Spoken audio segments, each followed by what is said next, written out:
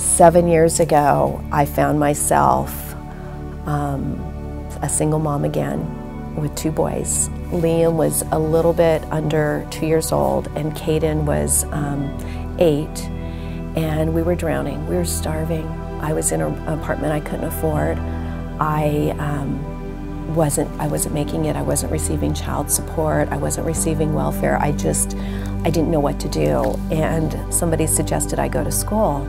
And I thought, how could I possibly do that? I can't even pay my rent. You don't make money going to school. By this time I had experience and maturity, and I could really think, what do I want to do? What am I willing to do? Because no matter what, there are going to be sacrifices. And I decided that I was going to finally do what I wanted to do, and that was to become a therapist.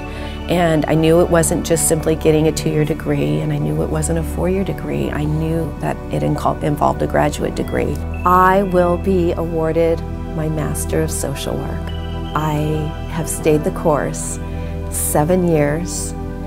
7 years of raising kids, 2 cancers, a bachelor's degree, or an AA degree, a bachelor's degree, and now a master's degree. I'm doing everything I set out to do.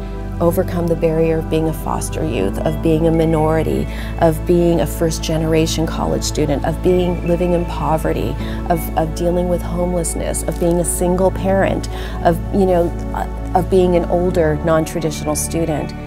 There are people that need us, that need social workers, that need people that are trained at a graduate level to be a voice for them, to be a voice for people who don't know that they have a voice, that don't believe they have a voice.